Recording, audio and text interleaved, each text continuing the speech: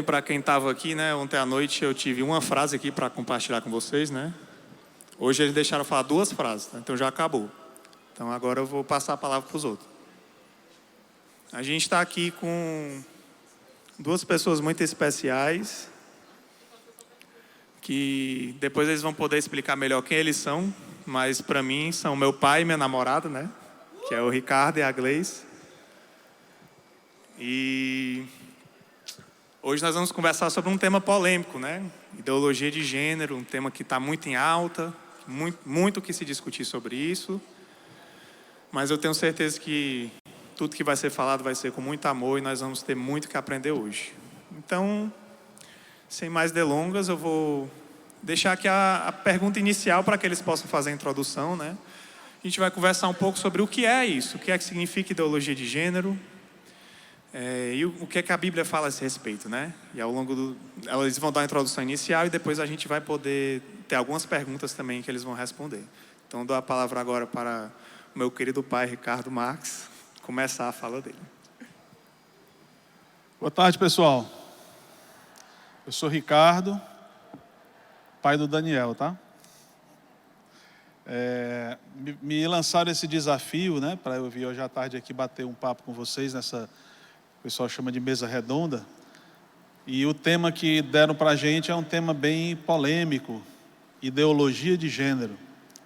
Eu queria pedir a galera aí do slide para colocar aqui. A gente vai começar vendo uns conceitos, porque num assunto desse a gente vai acabar tendo que falar de alguns conceitos que são meio confusos para grande parte das pessoas, tá? Uns conceitos assim que às vezes se confundem.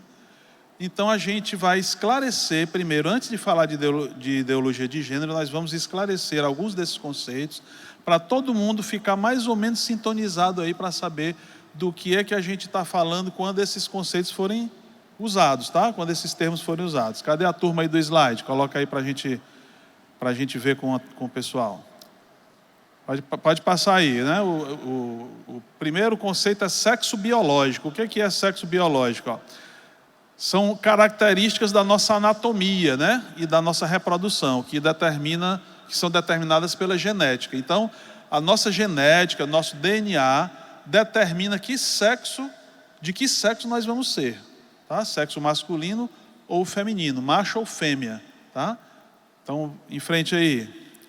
Aí vem gênero, sexo biológico e agora gênero. Tem definição tradicional de gênero e tem umas definições mais modernas que apareceram, tá? Então, a definição mais tradicional de gênero está relacionada a sexo. Ou seja, se eu sou do sexo masculino, eu sou o gênero masculino. Se eu sou do sexo feminino, sou o gênero feminino. Isso é definição tradicional. Mas, ultimamente, as ciências sociais e uma parte da psicologia, o pessoal tem comentado, né, tem criado novas definições sobre gênero. E uma definição mais atual, que não significa necessariamente que seja cientificamente correta, mas que tem sido mais usada, é a ideia de que gênero ele não tem a ver com sexo biológico. Ou seja, a pessoa pode ser do sexo masculino e não ser do gênero masculino, e pode ser do sexo feminino e não ser do gênero feminino. Agora tem essa novidade aí, que é uma criação que surgiu dentro das ciências sociais. Isso, e segundo esse pessoal, são os padrões históricos e culturais que determinam o gênero, o conceito de gênero. Então, assim, dependendo da cultura, dependendo da época, você vai entender gênero de um jeito ou de outro, tá? Vai variar. Então, o gênero seria mutável. Quer dizer que dá para mudar. O sexo você não tem como mudar, é impossível. Nem com cirurgia você muda, porque geneticamente continua sendo daquele sexo ali. Mas o gênero, as ciências sociais passaram a acreditar que ele pode ser mudado, tá? E tem outro conceito muito falado por aí, que é o de orientação sexual. A rigor, orientação sexual não tem ligação com ideologia de gênero, ok? Mas acaba que o pessoal mistura. Então nós vamos citar o que é orientação sexual para não criar confusão. Orientação sexual é um conceito ideológico, não é científico. Não existe nenhum fundamento científico para a ideia de orientação sexual. É uma forma de pensar que tomou conta do meio acadêmico e da sociedade e virou um conceito, tá? Então, a tentativa das ciências sociais de criar esse conceito de orientação sexual foi para tentar explicar uma coisa que ainda não tinha explicação. Por que alguns indivíduos têm atração sexual diferente do padrão? Então é porque deve existir uma orientação diferente. Aí surgiu o conceito de orientação sexual, tá certo? Então vamos ver aí no slide o conceito, o que seria, ó. Orientação do desejo sexual ou afetivo. Por quem? Aí vai depender da orientação. Se for uma orientação heterossexual, é um desejo ou um afeto voltado para a pessoa do outro sexo, do sexo oposto. Se for um desejo ou afeto para a pessoa do mesmo sexo, seria uma orientação homossexual, tá? Então é um conceito que foi criado aí para atender às necessidades do movimento ideológico LGBT. Aí vem, dentro disso aí vem heterossexual e homossexual. Eu já disse o que é, então a gente pode passar, né? Heterossexual, atração sexual ou afetiva pelo sexo oposto. E homossexual, próximo slide, a atração sexual ou afetiva por pessoas do mesmo sexo. Vamos em frente, então. E bissexual, o que é? Pessoas que teriam atração sexual ou afetiva por qualquer um dos sexos. Então, chama de bissexual. Inclusive, o bissexual, ele ainda foi mais, né, está diminuindo, mas ainda é muito mal visto pelos ideólogos do movimento LGBT, né, pelos militantes dessa área, porque eles dizem que é um indefinido. E aí eles não gostam muito, porque eles acreditam que a pessoa nasce com uma orientação sexual. E se você se você tem uma orientação homossexual, é para ter nascido daquele jeito. Se você tem uma orientação heterossexual, é para ter nascido daquele jeito. Aí o bissexual bagunça tudo, porque fura a teoria, né? E agora o que se fala mais ultimamente, que é o quê? Transgênero, né? Não é verdade que tem se ouvido falar muito disso, né? Transgênero. O que é transgênero? O pessoal confunde com transexual, é a mesma coisa, é diferente. E o travesti, o que é, né? Então, transgênero é um termo bem abrangente, um termo guarda-chuva, né? Que ele fala de pessoas que assumem um gênero diferente do sexo biológico da pessoa. Então, a pessoa é do sexo masculino, mas ela não aceita ser do gênero masculino. Então ela diz, eu sou do sexo masculino, sou homem em termos de sexo, mas eu sou do gênero feminino, por exemplo. E vice-versa, né? Então isso seria o indivíduo transgênero. Ele transita de um gênero para outro, independente do seu sexo biológico. E o que seria transexual, então? Se transgênero é isso, o que seria transexual? Transexual é uma categoria dentro do transgênero, tá? Seria uma subdivisão dentro da expressão transgênero. É a pessoa que não se identifica com o seu sexo biológico. Pronto, eu não me identifico e acabou. Ela não é obrigada a ter uma definição de sexo biológico dela. Tem gente que diz que é assexuado, que eu não sou nada. Outros dizem eu sou do sexo, eu não me identifico com o meu sexo, eu quero inclusive fazer uma cirurgia para mudar as características do meu sexo e tal. Esse seria o transexual. E o travesti já é outra coisa, né? Também é uma subdivisão dentro de transgênero, tá? Então você vê que transgênero se subdivide em transexual e também travesti. O travesti seria a pessoa que ela vivencia papéis do gênero feminino, mas não se reconhece como homem nem como mulher, né? Diz assim, olha, eu não sou homem, também não sou mulher, mas eu vivencio o gênero feminino. O cara às vezes é do sexo masculino, se veste como mulher, mas não diz que é mulher. Está vendo a diferença para o transexual, né? Transexual, por exemplo, pode ser do sexo masculino, mas aí ele diz, eu sou do sexo masculino, mas eu não me reconheço assim. É só a minha genitália, é só a minha biologia, mas a minha cabeça não é desse sexo aí. O travesti, ele é daquele sexo, se veste como do outro e não assume que é do outro. Ele não diz, o travesti não diz, eu sou mulher. Ele diz que não é daquele sexo ali e pronto, não se identifica. E aí vem a identidade de gênero. O que é identidade de gênero? Identidade já está falando, né? É com o que eu me identifico. Então, a identidade de gênero é um termo científico, psicológico, médico, tá? Que se refere às pessoas que enxergam a si próprias em termos de gênero. Com que gênero eu me identifico? Então, um homem é para se identificar com o gênero masculino, uma mulher com o gênero feminino. Isso era o tradicional. A partir de um certo momento, as pessoas começaram a dizer, não me identifico, então a minha identidade de gênero é outra. E aí, depois da identidade de gênero, nós temos então um probleminha que surge. Já estamos terminando essa introdução. Um probleminha que a gente chama de transtorno de identidade de gênero, também chamado de disforia de gênero. O que é um transtorno? É quando a minha cabeça não está funcionando muito bem naquela área. Então, depressão é um transtorno. Eu estou muito deprimido, muito triste, não consigo sair daquilo e vivo naquela esfera daquela tristeza permanente, ou muito duradoura. É um transtorno. Ansiedade exagerada, que me faz sofrer demais com as coisas que podem acontecer e tal. Ali é um transtorno de ansiedade. E tem vários tipos de transtorno. E o transtorno de identidade de gênero, ele foi reconhecido sempre dentro dos manuais de transtornos mentais e psiquiátricos. Tem dois, tem o DSM e tem o CID, tá?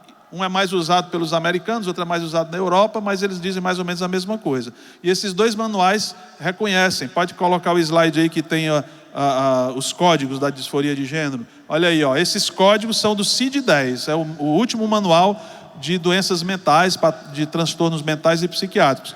E ele identifica os transtornos de identidade sexual. Aí tem o transexualismo, o travestismo bivalente, transtorno de identidade sexual na infância, outros transtornos da identidade sexual e o transtorno não especificado da identidade sexual. Tudo isso ainda está valendo, tá certo, gente? Então, essa dificuldade que a pessoa pode ter em não se identificar com o seu gênero ou com o seu sexo biológico é considerado pela psiquiatria e pela psicologia como um transtorno, tá certo? Mas, recentemente, isso tem mudado. Por quê? Porque a pressão é tão grande do ponto de vista político e ideológico para que essas pessoas não sejam reconhecidas como portadoras de um transtorno, que precisa se tratar com um terapeuta, com um psiquiatra, para poder ver se esse transtorno muda. Então, para que isso não seja mais feita essa pressão, o pessoal está tentando mudar esses manuais de transtornos para que isso não seja mais considerado transtorno. A questão é, quando tira do manual, deixa de ser transtorno? Isso é uma questão que precisa ser discutida, né? Ou é transtorno ou não é transtorno. De fato, é um problema fora do padrão que causa sofrimento. Então, de uma certa forma, não deixa de ser transtorno.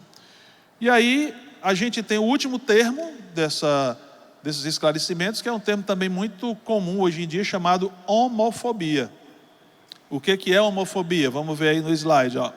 É um tipo de medo, fobia é medo, né? Um medo irracional diante da homossexualidade ou de uma pessoa homossexual, colocando essa pessoa que é homossexual em posição de inferioridade, né? E se utilizando muitas vezes para isso de violência física ou verbal. Então o homofóbico, ele pratica violência física ou verbal contra o homossexual de quem ele tem aversão, tá? Esse é o conceito correto de homofobia.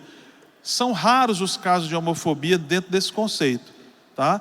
Hoje em dia se fala muito de homofobia, mas porque o conceito foi distorcido. Ele passou a ser usado de forma que eu considero irresponsável, né? Uma forma inconsequente para acusar qualquer pessoa que por acaso discorde, não concorde com o comportamento homossexual, mas aceita. Não, eu aceito, eu respeito e tal, mas eu não concordo que seja saudável, não acho que é legal ser homossexual. Não, é a opinião de cada um, né? Mas hoje em dia, se a pessoa tiver essa opinião, ela já é automaticamente taxada de homofóbico. E esse conceito não era para ser usado assim, mas tem sido. E eu acho que isso é errado, tá bom? Então esses são termos que a gente precisava esclarecer para na conversa nossa aqui não ficar confuso, tá? Então eu quero fechar Só agora explicando o seguinte: tem muita gente aí que é contra o uso dessa expressão ideologia de gênero. O pessoal diz assim: não existe ideologia de gênero, é teoria de gênero. É uma teoria que diz o quê? Que o gênero não é fixo, que a pessoa não nasce com aquele gênero, que o gênero não é ligado ao sexo biológico. Então, há essa teoria, tá certo? É verdade, existe essa teoria, e não está errado chamar de teoria de gênero, não. Mas a expressão ideologia de gênero, ela surgiu depois, porque se percebeu que de maneira muito forte, muito intensa, a teoria de gênero estava sendo usada por movimentos ideológicos e políticos para atingir as finalidades desses movimentos. Aí virou ideologia, uma ideologia de gênero, onde a teoria de gênero agora é uma arma para poder se atacar uma série de posições, né, de valores e tudo que aqueles movimentos ideológicos não concordam. Então, nesse sentido, é ideologia de gênero sim, e a expressão está correta, tá bom? Agora eu já falei demais, vocês já estão cansados da minha voz, eu vou deixar com a Gleice a palavra, que é a minha nora.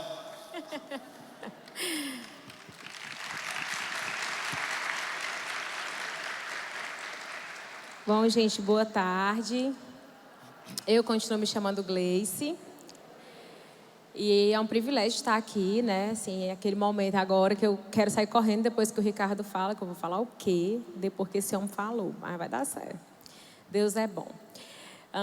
É um privilégio estar aqui, né? Pelas pessoas que estão, que eu não tenho nada de tendencioso aqui, imagina, né? Mas também por vivenciar isso na igreja, nos tempos que nós estamos vivendo, as dificuldades que nós, jovens, aqueles que já são pais, aqueles que são casados, que pensam em ter um filho e ficam, meu Deus, como colocarei um ser neste mundo desse jeito? Acho que todo mundo está vivendo vários conflitos no que diz respeito, independente da nossa faixa etária ou do status civil, vamos dizer assim. Nós estamos vivendo lutas nessas áreas, como cristãos, como discípulos de Jesus, mas também existem aqueles que querem viver como Cristo, querem ser discípulos de Jesus e enfrentam lutas nessa área. Lutas com a homossexualidade ou homoafetividade, lutas com a questão de gênero, que não consegue se identificar com o sexo que nasceu. E, bom, eu vou começar dando um breve testemunho sobre identidade. Eu passei por um trauma de infância, né, por um abuso, e isso desconstruiu a minha identidade. Então, por muitos anos eu criei uma personagem para me proteger para proteger aquela menininha que foi machucada, que foi ferida, para que nada mais daquilo acontecesse. Inconsciente, tá, gente? Eu tinha tanta certeza,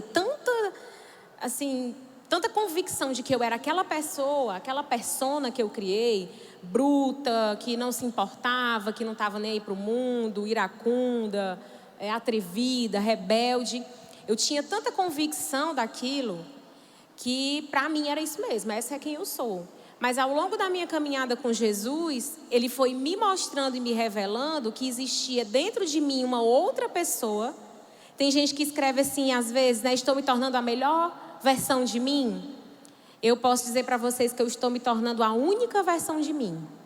E isso foi uma luta muito constante para que eu aprendesse a negar aquilo que para mim foi verdade por muito tempo e entender que a verdade de Deus, ela era prioridade na minha vida, porque a vontade dele era perfeita e agradável, diferente da minha. Ela não tinha, a minha vontade, ela é cheia de preconceitos, de medo e de insegurança. E eu estou começando a minha fala com isso porque eu quero dizer para vocês, eu quero compartilhar conosco como igreja, que uma pessoa que se enxerga num corpo diferente, como o Ricardo muito bem definiu aqui, que é o trans. Gente, a pessoa, ela vive um inferno. Ela vive uma profunda aflição dentro dela, em que ela não se vê, ela se olha no espelho e ela não se enxerga dentro do corpo correto. Então, a minha fala, eu queria começar para que a gente pudesse colocar muito amor e muita graça no nosso pensamento e no nosso coração para refletir sobre esse assunto. Porque ninguém luta com depressão, ninguém luta com transtorno de identidade, transtorno de personalidade, com conflitos nessa área, sem sofrer muito durante esse processo. Então, eu acho que eu queria começar falando que a gente precisa ter sempre muita graça. E lembrar que todas as vezes em que Jesus foi confrontado com o pecado de outras pessoas, foi com essa graça e com a verdade que ele rebateu. Então, antes de eu entrar no meu assunto, eu achava que era necessário, eu acredito que era necessário trazer essa reflexão para que a gente possa realmente refletir essa graça de Jesus que se renova todos os dias das nossas vidas e transborda através delas, né? E pensando um pouco sobre essa questão de gênero, eu vou focar um pouco na identidade de gênero e nessas questões que o Ricardo falou, de tudo que a gente falou aqui tem a ver com uma natureza corrompida, com um pecado que já está dentro de nós e que nos impulsiona a procurar desejo e prazer para satisfazer vazios. Às vezes eu luto com o ativismo, que é um vício em atividades, que isso é nada mais, nada menos do que o fruto do pecado que habita em mim, do desejo de ter ou fazer coisas que me façam sentir alguém.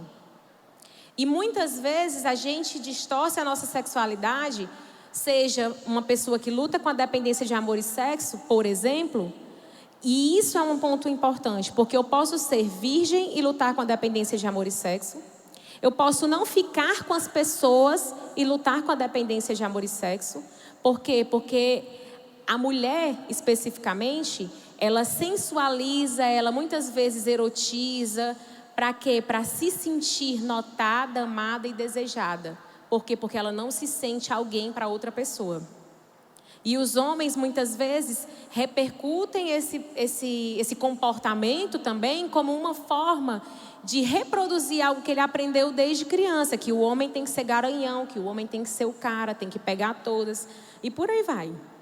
Então, pensando um pouco nisso, eu queria trazer algumas passagens bíblicas para nós, que é Gênesis 1:27, falando sobre como Deus idealizou o homem e a mulher e como ele os criou.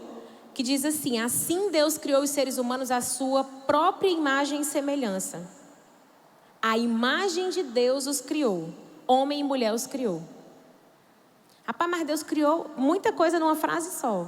Deus criou a imagem e semelhança dele e fez questão de, em Gênesis, ressaltar, depois de dizer que criou a imagem e semelhança, dizer homem e mulher. Eu criei os dois diferentes e os dois são a minha imagem e semelhança. Então Deus tem, vamos dizer assim, uma imagem que reflete a sexualidade feminina e Deus tem um reflexo que reflete, né, tem um propósito para a sexualidade masculina também. E quando a gente pensa, por exemplo, nessas lutas de quem não se identifica com o seu sexo, não se identifica com o gênero, não se identifica, não consegue se sentir, se perceber, aí eu tenho para nós o Salmo 139, o verso 13 e o verso 14. Tu formaste o meu interior e me teceste no ventre da minha mãe. Eu te agradeço por me teres feito de modo tão extraordinário. Tuas obras são maravilhosas e disso eu sei muito bem.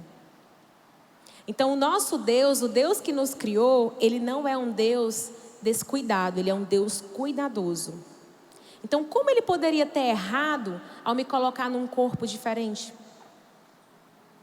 E eu estou falando aqui, gente, que nós falamos sobre um reino espiritual que habita num reino carnal. E não dá para a gente querer trazer o mundo para a Bíblia e a Bíblia, sabe, dar aquela encaixadinha no mundo. O nome disso é manipulação e tem o CR, um dia de cada vez, para nós tratarmos essa nossa necessidade de fazer com que as coisas sejam da forma que a gente quer. Então Deus não se amolda aos padrões do mundo, nem ao meu, nem ao seu, que somos filhos dele. Então não adianta a gente querer chegar para o cara que vive dessa forma e dizer, cara, o que tu está vivendo é pecado. Pecado é algo que atinge aquele que olha para a palavra de Deus e diz, eu quero viver de acordo com a vontade desse Criador. Então são conceitos que não se encaixam. Não adianta. Então Deus também, ele não confunde a nossa natureza humana, que é pecaminosa, falha e frágil. Ela se confunde, mas Deus não. O cristianismo, e aí a gente tem que entender que como igreja, nós vivemos como cristãos, discípulos, em um processo em que nós, homens e mulheres, estamos rumando à redenção. Então, até nós chegarmos lá, nós vamos estar num processo de transformação. E aí, por que eu estou falando isso? Porque às vezes a gente está aqui na igreja e vê um irmão que tem um jeito mais feminino, aí já, olha, ali eu sei que luta com a homoafetividade. Quem sou eu e quem é você para julgar a luta do outro? Não, ali é um discípulo de Jesus em processo de restauração, assim como eu e você. E pensando nisso, eu acredito que em alguns casos a gente tem lutas que, como Paulo falou, funcionam como espinho na carne. E eu acredito que essas são lutas desse tipo. Eu, por exemplo, vou lutar com o meu transtorno de identidade, eu vou lutar com o meu transtorno de personalidade até eu entrar na redenção com Cristo. E aí eu queria ler com vocês, para vocês, uma passagem que é de 2 Coríntios 12, 7 a 10, em que Paulo fala: portanto, para evitar que eu me tornasse arrogante, foi-me dado um espinho na carne, um mensageiro de Satanás para me atormentar e impedir qualquer arrogância. Em 3 ocasiões, olha o que Paulo fala, preste atenção, não vai passar aí para vocês não, que é para vocês ouvirem. É porque eu não mandei. Em 3 ocasiões, supliquei ao Senhor que o removesse. Paulo pediu 3 vezes. Mas ele disse, é o que ele diz para nós, que temos lutas que parecem que nunca se curam. Minha graça é tudo de que você precisa. Meu poder se opera melhor na fraqueza. Quando a gente pede e ele não responde com o que a gente queria, ele está dizendo que é para a gente não ficar arrogante, porque a graça dele é tudo que nós precisamos. Portanto, agora fico feliz de me orgulhar das minhas fraquezas, para que o poder de Deus opere por meu intermédio. Por isso aceito com prazer fraquezas e insultos, provações, perseguições e aflições que sofro por Cristo. Pois quando sou fraco, então é que sou forte. Eu sei que para alguns vão sair correndo daqui, pelo amor de Deus, eu achei que essa teologia era aquela que botava o capeta para correr em 3, 2, 1. Eu determino, não é assim que funciona, porque Deus não obedece. Não mesmo. Então todos nós temos lutas profundas, gente. Independente de qual ela seja. Mas ao mesmo tempo em que elas nos ferem, são elas que nos mantêm aos pés da cruz. São elas que nos aproximam cada vez mais de Deus. E aí eu queria falar com vocês sobre o papel da igreja. A Bíblia fala que a igreja que nós somos embaixadores de Cristo. O que é ser embaixador de Cristo? O embaixador, ele é a representação de um solo, de uma nação em solo estrangeiro. Ou seja, ele é a figura do presidente daquela nação, do governante maior no lugar. É isso que você e eu somos, embaixadores. Então isso é muito importante da gente entender, porque é uma responsabilidade muito grande. Eu e você temos que agir como Jesus agiria. E aí eu te pergunto, chegando um irmão com um jeito afeminado ou uma menina com um jeito mais masculinizado, e a gente já vai logo com os nossos preconceitos, o que Jesus faria? Que atire a primeira pedra aquele que nunca tiver pecado. Que atire a primeira pedra aquele que nunca tiver enfrentado dificuldades. Então esse não é o nosso papel. Então a igreja, ela precisa ser um lugar em que as pessoas venham como elas estão e que nós não vamos dizer para ela: você vai mudar, você tem que mudar, você tem que parar, porque quem tem o poder de convencer do pecado, da justiça e do juízo tem o nome Espírito Santo de Deus.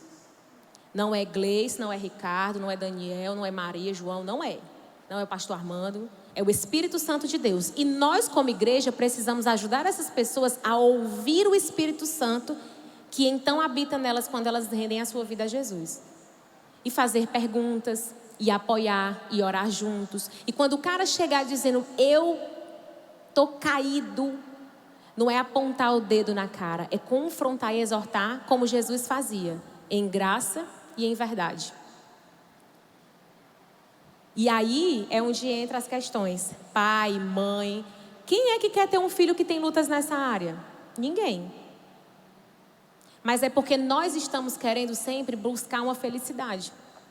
E trazer conflitos para dentro da nossa casa não é viver o conto de fadas do felizes para sempre. Mas ser cristão é entender que o felizes para sempre é na eternidade, não é aqui. E como a gente aprende no CR, aqui a gente vai ser razoavelmente feliz. A igreja precisa ser um lugar de diálogo e exortação, mas exortação com amor. Nós não vamos passar a mão na cabeça e dizer, venha e continue vivendo o que você quer e você ainda vai ser parte do corpo de Cristo. Porque, gente, é impossível eu ter um encontro real com a pessoa de Jesus e esse encontro não transformar a minha vida. Porque o cara cego voltou a ver, o aleijado voltou a andar, o impuro, que era o leproso, foi tocado por Deus, depois de anos sem ter dignidade para receber o toque humano, e ele viveu como alguém que teve um encontro real com esse Jesus. Então nós precisamos caminhar próximo dessas pessoas para que elas entendam que aquele Jesus que transformou aquelas vidas e a minha e a sua, ele também vai transformar essas vidas. E aí eu tenho até umas questões para falar sobre quem luta nessas áreas. Aí, Daniel, tu faz essa pergunta para mim, entendeu? Que eu não deu tempo eu falo. Manipulação aqui caída. É isso, gente. Obrigada.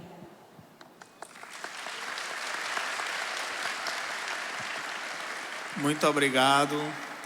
Só gente top, né? Não aqui, pessoal. Pelo amor de Deus. Começando por ti. Não sou suspeito para falar, mas é isso aí, né? Bom, sem mais delongas, nós vamos então às perguntas, né? A gente ouviu um pouco da perspectiva científica, do que são os conceitos que a gente está trabalhando, o que significa ideologia de gênero. A gente ouviu um pouco sobre o que a palavra de Deus fala sobre isso, sobre quem nós somos, sobre nossa identidade. Aí, para aprofundar mais um pouquinho nesse tema, a primeira pergunta que a gente tem aqui, eu vou juntar logo duas, que perguntam se existe evidência científica, outro tipo de evidência, enfim, a favor e contra a ideologia de gênero. Existem evidências a esse respeito para os dois lados? Existem evidências a favor, não existem? Quais são as evidências contrárias a esse tipo de pensamento que existem? Fiquem à vontade para falar. Tá bom, vamos lá. Bom, eu não sei quantos me conhecem aqui, mas a minha área de trabalho, minha área profissional, é dentro da ciência, né? Eu trabalho com neurociência clínica, trabalho com psicoterapia e gosto muito de estudar essas questões, estudo há um bom tempo. Eu fiz um apanhado de trabalhos científicos publicados desde a década de 70 para cá, tá? Para poder fazer uma palestra que nós fomos em 2018 a São Paulo, para poder conversar sobre esse tema, e eu aproveitei para fazer esse levantamento.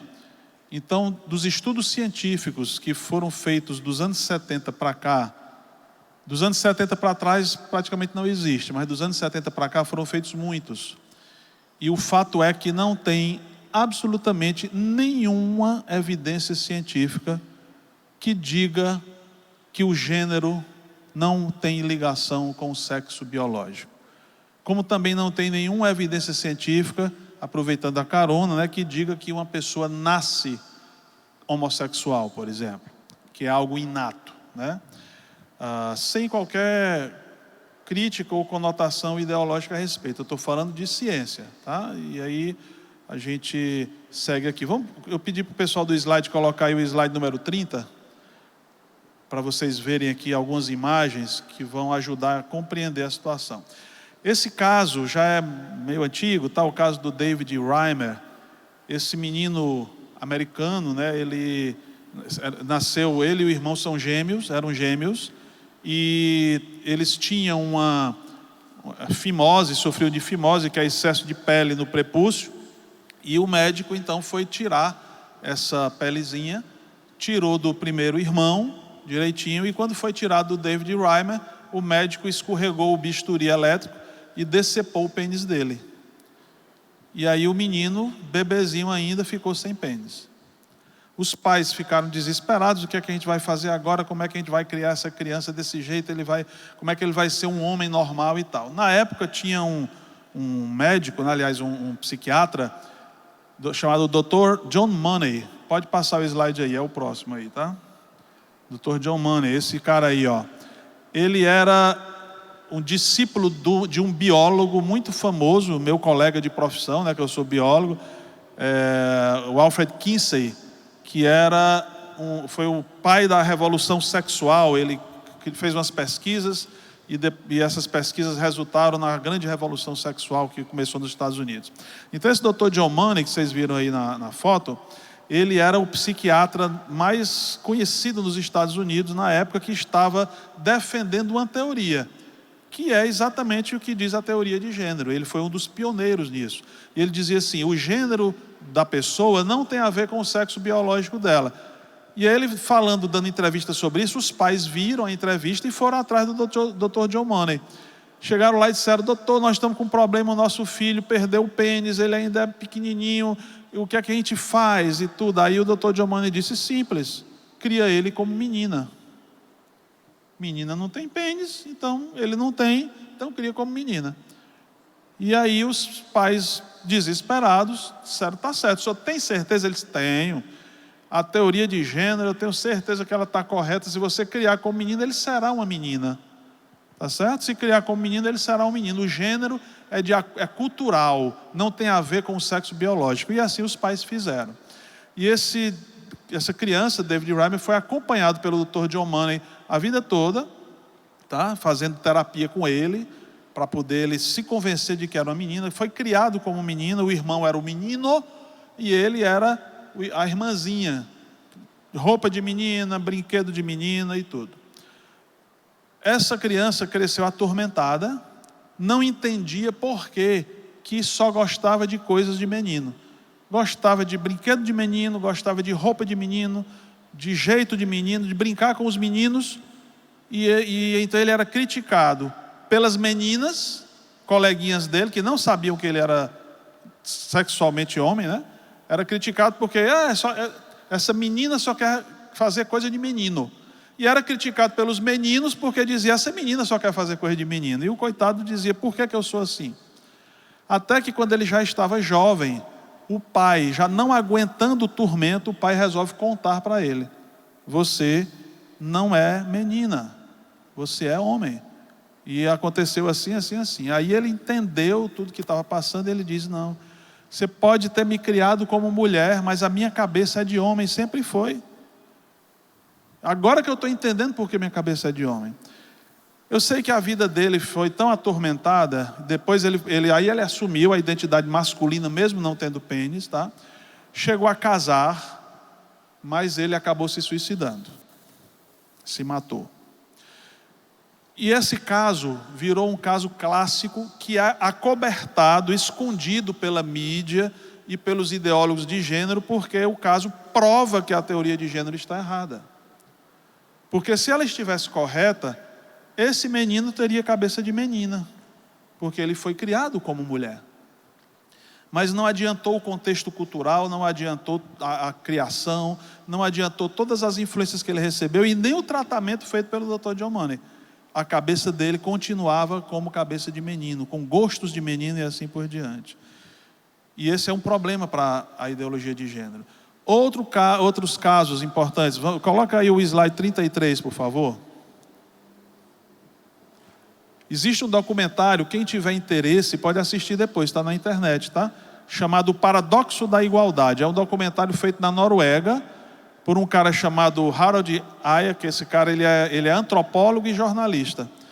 E ele não é cristão, não tem nada a ver com valores conservadores, ele simplesmente é um cara que pensa. E ele se fez uma pergunta: será que essa história aí da teoria de gênero realmente está certa?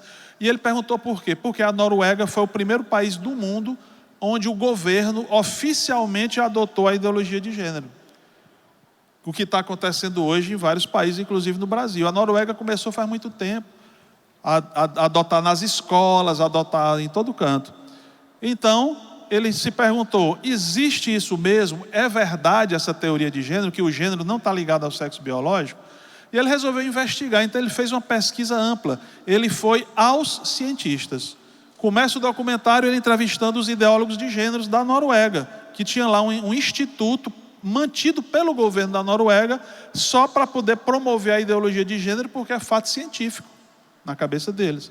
E ele foi, então, entrevistou esses ideólogos de gênero, eles disseram, não, é tudo cientificamente comprovado, biologicamente comprovado e tal. Eles, pois vamos ver.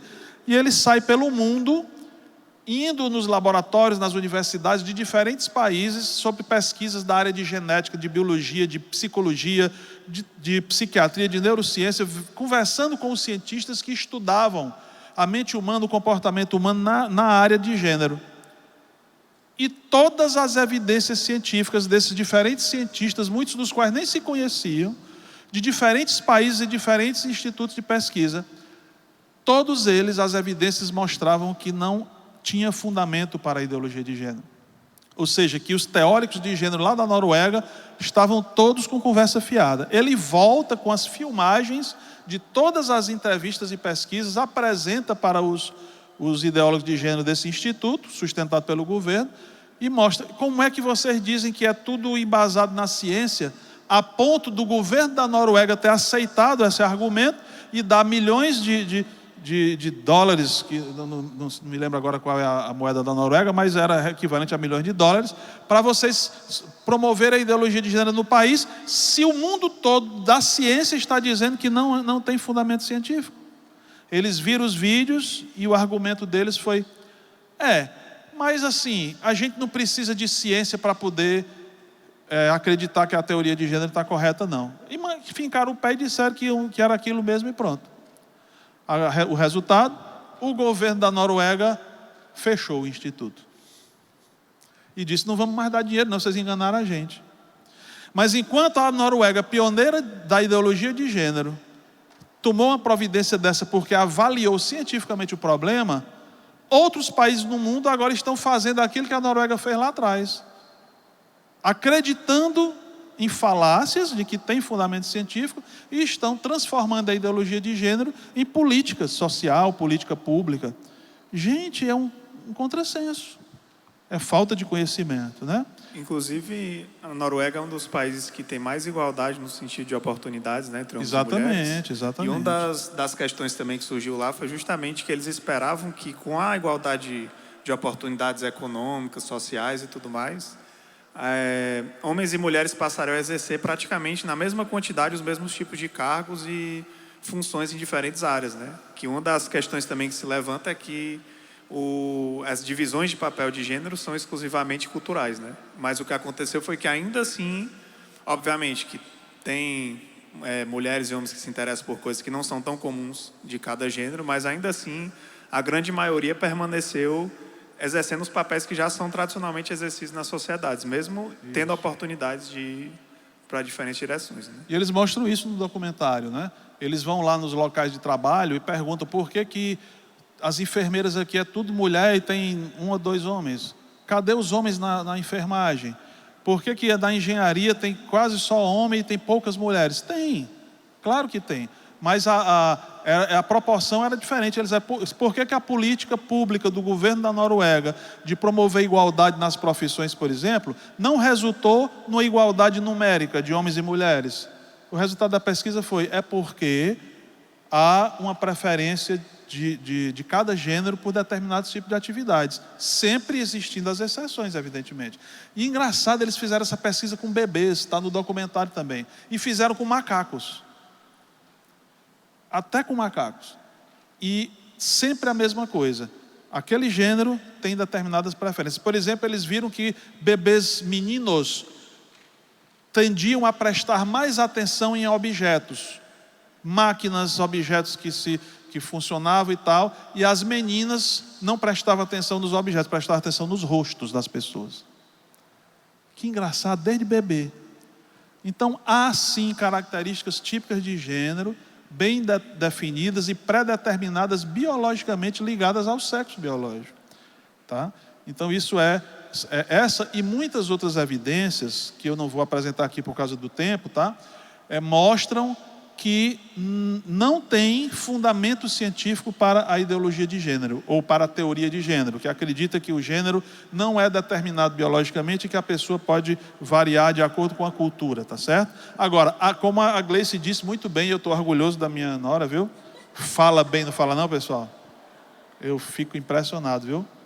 Mas olha, ela disse aqui muito bem, Deus fez direitinho, projetou e executou tudo direitinho, mas nós demos defeito. A nossa mente é que falha, tá? E é por isso que às vezes a gente, e eu não estou culpando a pessoa por isso, tá? Mas muitas vezes nós é que nos desorientamos. E aí queremos transformar a desorientação que está acontecendo conosco por causa das nossas falhas de funcionamento, a gente quer transformar isso numa verdade absoluta e dizer, não, mas é assim que é, e é assim que tem que ser, e aí cria um movimento para poder fazer com que aquilo se torne lei e se torne verdade. Por quê? Simplesmente eu estou desorientado, eu posso até escolher ficar com a minha desorientação, está tudo bem, né? Mas essa visão, ela precisa ser melhor discutida na sociedade, tá? Eu vou aproveitar essa deixa e trazer, inclusive ressaltando que as perguntas a gente pegou das caixinhas ontem, tá? Que vocês trouxeram. Não sei se hoje ainda estão recebendo para as próximas palestras, acredito que não. Não.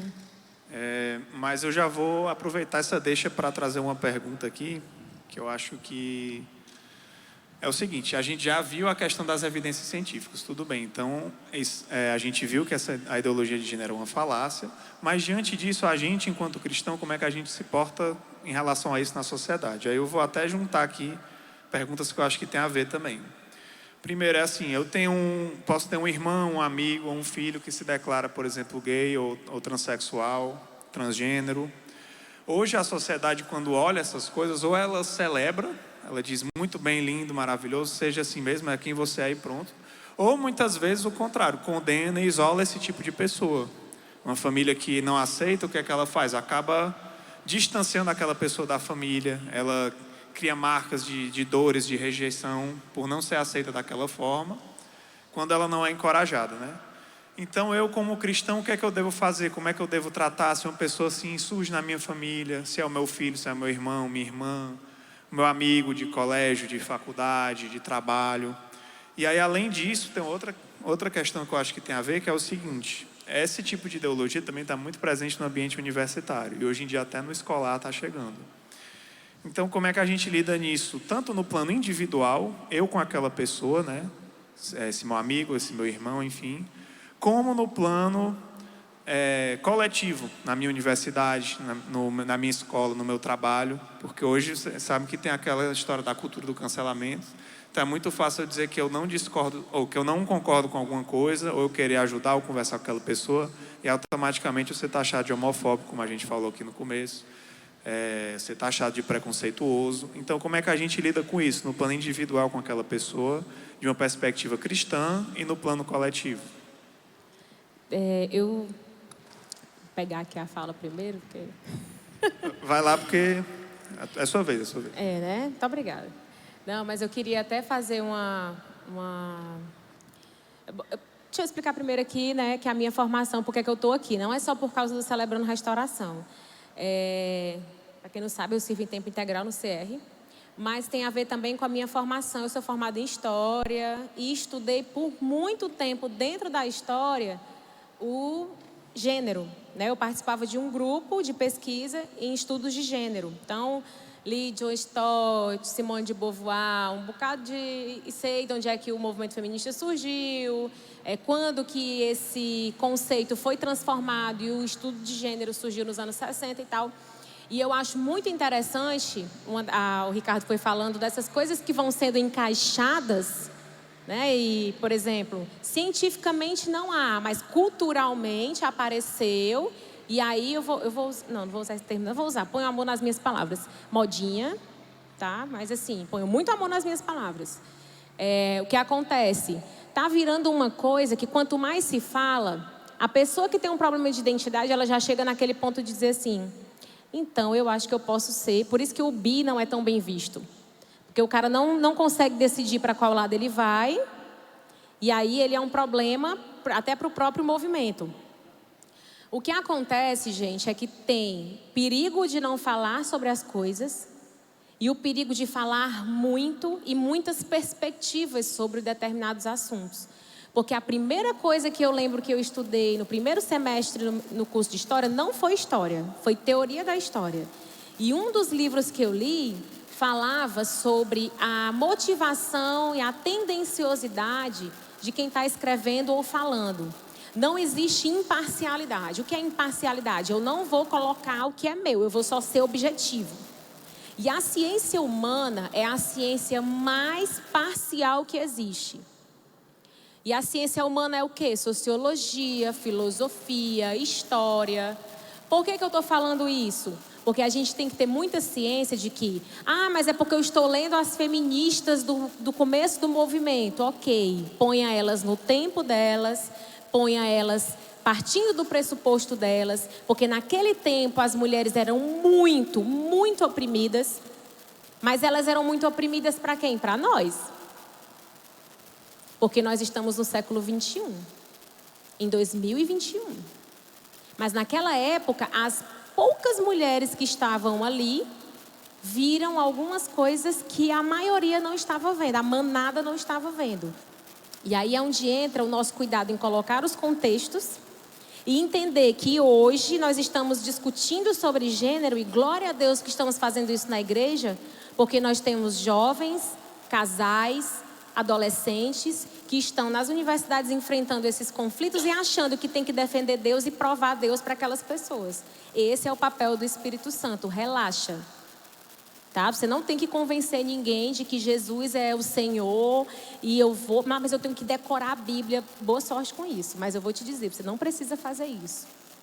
O que você precisa fazer, o que eu preciso fazer é ser como Jesus. É amar essas pessoas, é dar bom testemunho, é exalar o bom perfume. E as pessoas vão saber, elas vão respeitar. Eu tenho amigas da minha rede de amizade da faculdade, dos melhores amigos que eu fiz lá. A gente tem mais de 10 anos de amizade, porque fizemos amizade logo quando começamos e aí continuamos. Que tem todo tipo dos termos aqui, dos conceitos que nós conversamos. Mas em nenhum momento eu fui rechaçada, eu fui desprezada, eu fui desrespeitada. E às vezes em que eu me senti, eu falei, eu jamais apontei para você o que você está fazendo ou deixando de fazer como sendo algo certo ou errado, porque a minha convicção é diferente da sua. E eu posso te dizer como eu entendo e como eu acredito que é e a verdade na qual eu acredito. Mas eu não posso dizer para você que o que você está vivendo está errado, porque a sua visão de mundo é outra. Mas se você perguntar a partir daquilo que eu creio, eu vou dizer que está errado. Porque eu creio numa Bíblia que tem a verdade absoluta dentro dela. E eu não posso, como uma filha de Deus, acreditar num Jesus que sacrificou a sua vida naquela cruz e dizer que é relativo. Para mim, isso não existe. Agora, ao mesmo tempo, eu também não posso dizer para as pessoas que aquilo que elas entendem como uma verdade absoluta, assim como eu acreditava que eu era aquela pessoa, que elas estão erradas. Eu precisei passar por um processo de convencimento do Espírito Santo para entender. E só quando eu entendi foi que eu aceitei e ainda não foi fácil.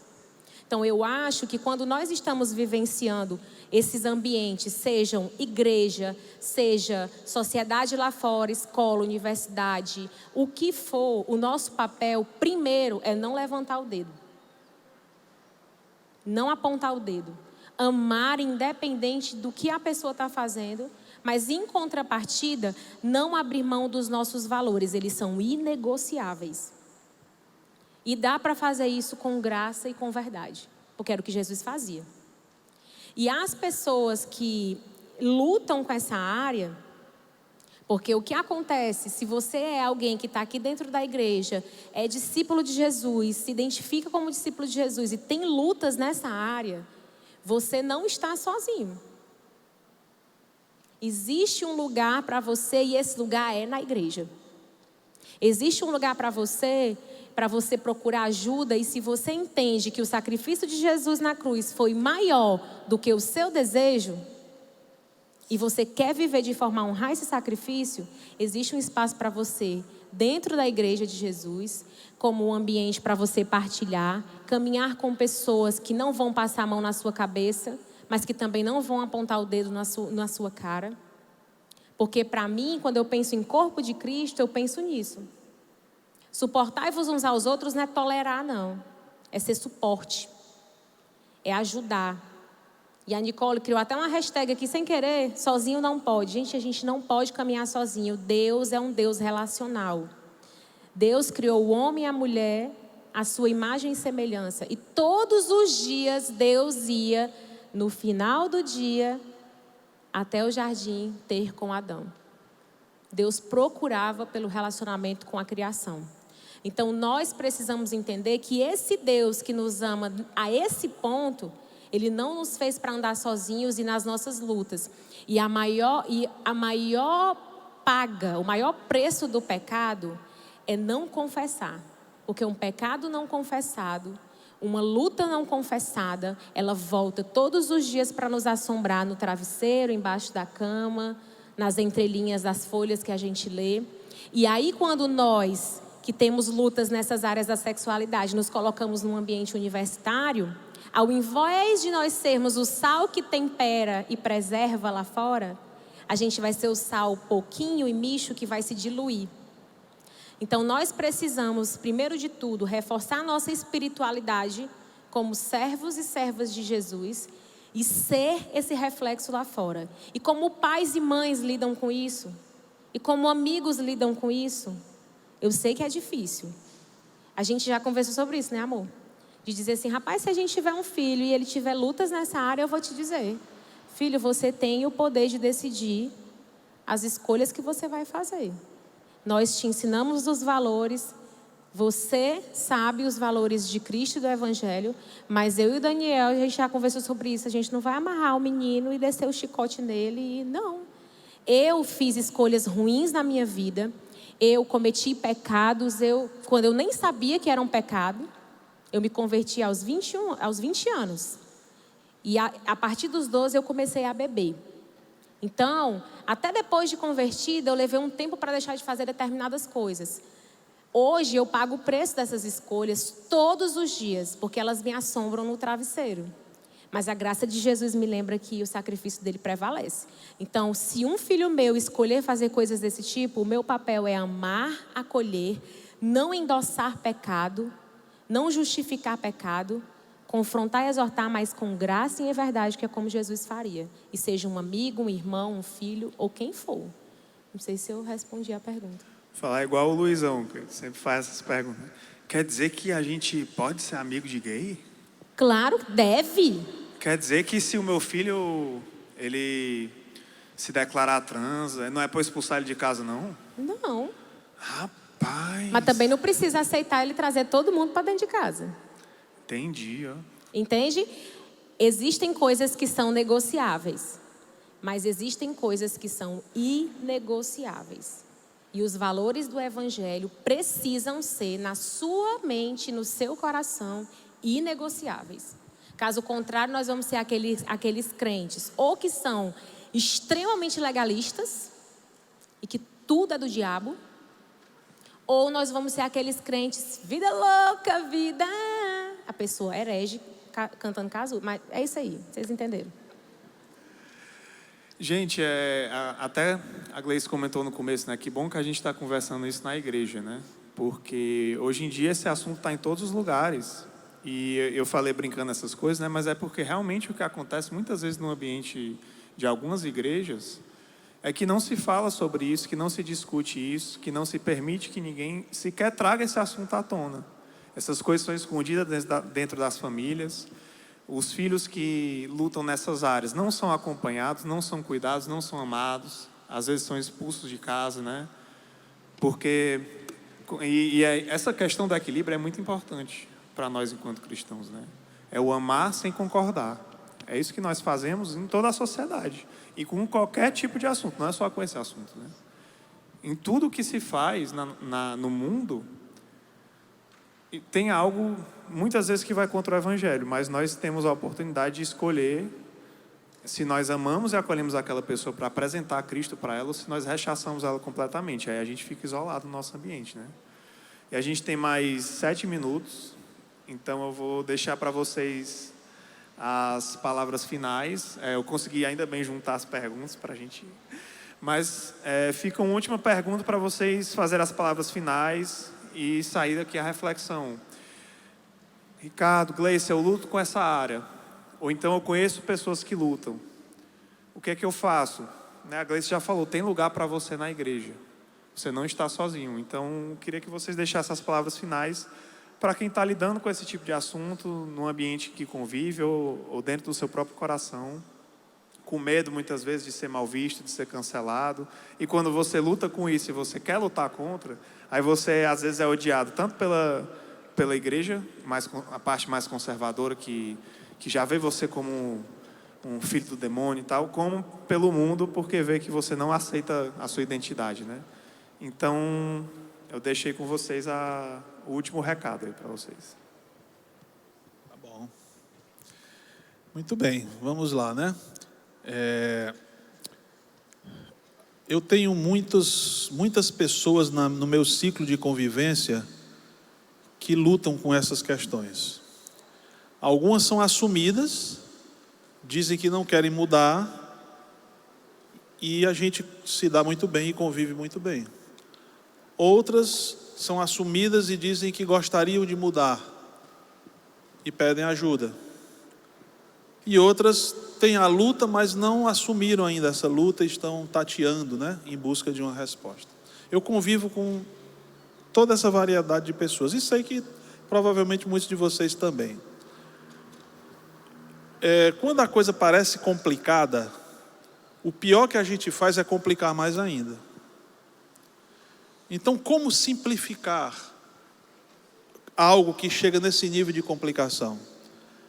Quando a minha vida parece complicada, quando as minhas ideias parecem complicadas, seja sobre o que for, sabe o que é que eu aprendi a fazer? Eu procuro Jesus. Porque Jesus, ele era simples. Não havia complicação em Jesus. Tem um livro antigo, muito famoso, foi até reeditado agora, que o título é Em Seus Passos, o que faria Jesus? E eu aprendi, num certo tempo na minha vida cristã, eu disse, eu preciso me fazer essa pergunta várias vezes na minha caminhada. Eu tenho sempre que estar refazendo essa pergunta. Porque quando eu estou confuso e penso, puxa vida, como é que eu lido com tal coisa que parece complicada? Ou quando eu vou aconselhar alguém que está lidando com uma coisa que parece complicada, aí eu penso, se fosse Jesus, como é que ele agiria? Ah, Ricardo, mas você não é Jesus para saber? Nenhum de nós é. Mas a Bíblia, os evangelhos, falam bastante coisa sobre Jesus. Não tudo que a gente gostaria, né? Mas fala bastante coisa. Que mostra Jesus agindo em diversas situações. E mostra Jesus dizendo como é que ele pensa e sente em diversas situações. Eu posso imitar. Então, quando eu estou em dúvida sobre como lidar com uma certa situação, ou lidar com um certo tipo de pessoa, com tal tipo de problema, eu fico me imaginando, cara, se fosse Jesus aqui, como é que ele faria? Olha, na maioria das vezes dá certo. E na maioria das vezes eu descubro que eu estava indo por um caminho que não é o que Jesus escolheria. Aí eu paro, piso no freio e digo, calma, deixa eu tentar fazer como Jesus. Então Jesus, ele era firme e contundente quando precisava ser.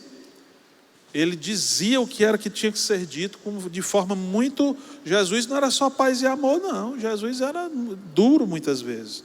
Teve situações nos evangelhos que você vê Jesus discursando e tem discípulos dele que vão embora. E dizem, duro é este discurso, quem pode aguentá-lo? E vão embora, abandonam Jesus. Então tinha hora que Jesus era muito firme. Mas mesmo quando Jesus era muito firme, ele era gracioso e amoroso. E acolhedor. Ele não concordava, mas ele amava. O que ele fez com a mulher adúltera? Salvou a vida da mulher, desafiando os outros que queriam apedrejá-la pelo pecado dela, mas ele não concordou com o pecado dela. Jesus foi muito claro, ele disse, vá e não peque mais. Então ele estava dizendo, mulher, você está errada em ter feito isso, não faça mais não e tal, mas eu te amo mesmo assim, né? Eu acho que isso deve ser a nossa postura, tá? Quando você for lidar consigo mesmo e com outras pessoas que estão vivendo lutas que normalmente são difíceis, não tem que concordar, não tem que negociar os seus valores, não tem que deixar de falar a verdade, mas lembre-se, acima de tudo, que você pode e deve amar, como Jesus amou, né?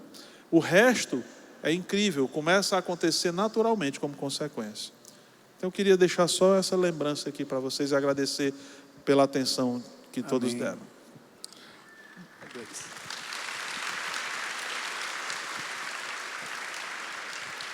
A minha palavra de encerramento é em nome de Jesus, amém. Estou brincando. Eu queria falar sobre uma frasezinha que a gente fala muito no CR, que por muito tempo ela foi um absurdo para mim, porque eu tinha muita vergonha da minha história, muita vergonha das coisas que eu fiz, muita vergonha das que eu vivi, né, que fizeram comigo.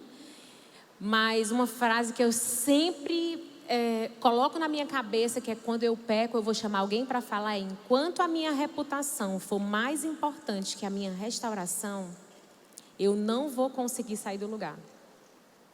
Porque o princípio bíblico é: confessem seus pecados uns para os outros e orem uns pelos outros. Então, por que é que eu vou ficar me consumindo com esse pecado sozinho? E com relação às outras áreas que eu falei, né, da questão do gênero e tudo, e eu queria só pontuar uma coisa. Gleice, eu tenho lutas na área da homoafetividade, eu tenho lutas nessa área, e, por exemplo, eu sou uma menina que gosta de menina.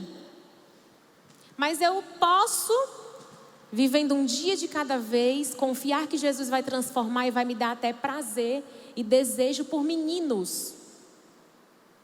Mas se eu não conseguir, ainda assim, eu continuar desejando, espinho na carne, ao mesmo tempo em que nos atormenta, nos aproxima de Deus. E existe a possibilidade de eu continuar tendo essa orientação sexual, como o Ricardo bem definiu, o desejo de ter relações com outro sexo, com o mesmo sexo. Eu não consegui desenvolver um desejo pelo outro sexo. Eu posso viver cristianismo mesmo assim? Pode. Viver pureza sexual e viver castidade, e continuar servindo e honrando a Deus. E eu não estou te falando para fazer isso porque é uma regra, porque é uma lei. Eu estou te falando isso para que você tenha o privilégio de, como eu, com 33 anos de idade, ter me guardado para o meu casamento, mesmo vivendo tudo que eu vivi, ser virgem, e dizer: eu não fiz isso porque eu tinha medo de Deus me castigar. Eu fiz isso porque eu entendi o sacrifício dele por mim naquela cruz e eu quero honrá-lo com tudo que eu puder. Se o seu sacrifício for um sacrifício de aroma suave e agradável ao Deus que você acreditou que sacrificou a vida dele na cruz para te salvar, como eu acredito, então vai valer a pena viver um dia de cada vez, rendendo graças a ele e abrindo mão do pecado. Então é assim que eu penso, é assim que eu creio, e aí eu queria deixar essa mensagem para vocês. E não caminhem sozinhos. Né? Nós somos o corpo de Cristo e a gente precisa andar junto, tá? É isso, obrigada, gente. Amém. Glória a Deus.